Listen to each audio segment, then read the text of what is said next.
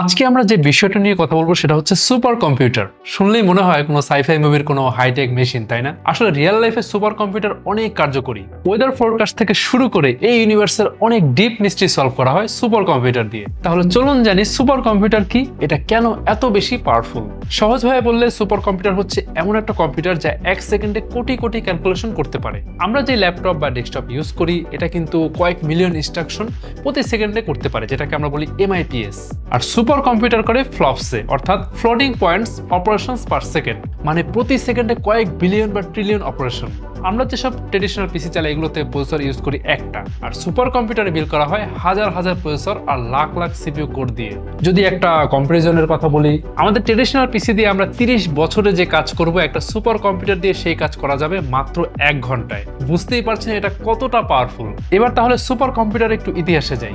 Super কম্পিউটারের যাত্রা শুরু হয় 1960 সালের দিকে, যখন সেইমার ক্রে নামের একজন সায়েন্টিস্ট CDC 6600 ইন্ট্রোডিউস করেন। এটাকে বিশ্বের প্রথম সুপার কম্পিউটার বলা হয়। CDC বা কন্ট্রোল ডেটা কর্পোরেশন হচ্ছে একটা কোম্পানির নাম, আর এই কোম্পানির আন্ডারে CDC 6600 প্রথম সুপার কম্পিউটার বাজারে আসে, আর 1 দশক ধরে বাজার ডমিনেট করে। তখন এটার ক্লক স্পিড ছিল মাত্র 10 মেগাহার্টজ, বাট সেই সময় অনুযায়ী এটা অনেক বেশি ছিল। প্রায় 3 মিলিয়ন ইনস্ট্রাকশন প্রতি সেকেন্ডে প্রসেস করতে পারত। প্রসেসর হিসেবে ছিল একটা সিপিইউ আর 10টা পেরিফেরাল প্রসেসর। এখনকার মতো সেই সময় কিন্তু এই প্রসেসরগুলোর স্পেসিফিক কোনো নাম ছিল না। তারপর মেমোরি হিসেবে ছিল প্রায় 131 কিলোওয়াট, বা এটাকে আমরা বলতে পারি 1 মেগাবাইটের মতো মেমোরি। আচ্ছা, একটা মজার ঘটনা বলি। CDC প্রথম সুপার কম্পিউটার লঞ্চ করার পরে IBM তখন তাদের চাইতে বড় একটা টিম নিয়ে সুপার কম্পিউটার বানানোর ঘোষণা দেয়, শুধুমাত্র CDC কে টেক্কা দেওয়ার জন্য। তখন সেইমার ক্রে বলে, they are trying to defeat me with man power, I am going to beat them with my brain power. And তিনি কিন্তু সেটা করে দেখিয়েছিলেন। যাই হোক, এরপর একে একে এসেছে ক্রে 1, ক্রে 2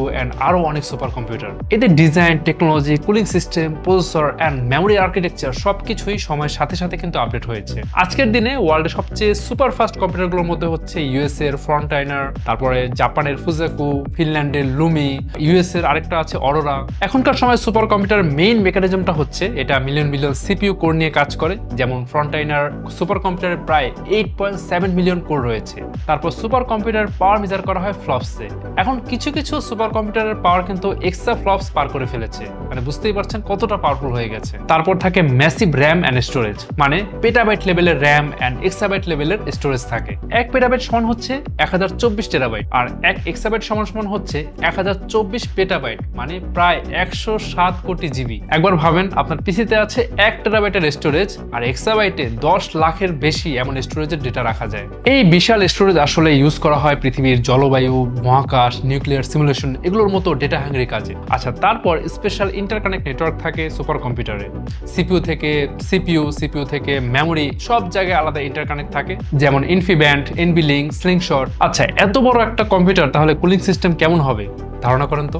ফ্রন্টাইনার সুপার কম্পিউটার প্রায় 6000 গ্যালন পানি প্রতি মিনিটে ইউজ করে পুরো সিস্টেমে কুলিং এর জন্য। আচ্ছা, এখন বলি সুপার কম্পিউটার কিভাবে কাজ করে। এটা তো জানলাম যে সুপার কম্পিউটারে হাজার হাজার প্রসেসর থাকে যারা একই সময়ে অনেকগুলো টাস্ক একসাথে প্রসেস করে। একে বলা হয় প্যারালাল প্রসেসিং। ধরেন বাংলাদেশের দিকে ভারত মহাসাগর থেকে একটা ঘূর্ণিঝড় ধেয়ে আসছে। এখন এটা কবে নাগাদ, কোন গতিতে, কোথায় আঘাত হানবে, এটার জন্য একটা কমপ্লেক্স ওয়েদার মডেল বানাতে হবে। এখন সুপার কম্পিউটার এই কমপ্লেক্স মডেলটা বানানোর জন্য ছোট ছোট ইনস্ট্রাকশন ভাগ করে বিভিন্ন প্রসেসরে পাঠিয়ে দিবে, আর প্রতিটি প্রসেসর একই সাথে সেই ডেটা প্রসেস করে ফাইনাল একটা রেজাল্ট দিয়ে দিবে। আচ্ছা, সুপার কম্পিউটারগুলোতে সাধারণত CPU, GPU হিসেবে ইউজ করা হয় AMD EPIC, Intel Xeon অথবা NVIDIA A100, H100, grace hopper GPU। এখন সুপার কম্পিউটার বেশিরভাগ scientific research, medicine and drug Discovery, engineering simulation, artificial intelligence, nuclear open simulation এই কাজগুলোতে ইউজ করা হয়। এতক্ষণে সবার মনে একটা প্রশ্ন নিশ্চয়ই আছে, বাংলাদেশে কি সুপার কম্পিউটার আছে?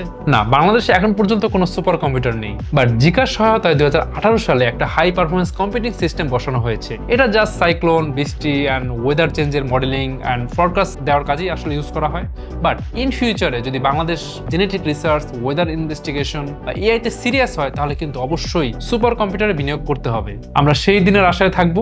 তাহলে আজকে আমরা সুপার কম্পিউটার নিয়ে বেশ ভালো একটা আইডিয়া পেলাম। ভালো লাগলে অবশ্যই বন্ধুদের মধ্যে শেয়ার করে দিন, আর কোনো কোয়ারিজ থাকলে অবশ্যই কমেন্ট করতে ভুলবেন না। আজ তাহলে যাচ্ছি, দেখা হবে পরের ভিডিওতে নতুন কোনো টপিক নিয়ে। সে পর্যন্ত ভালো থাকুন, সুস্থ থাকুন।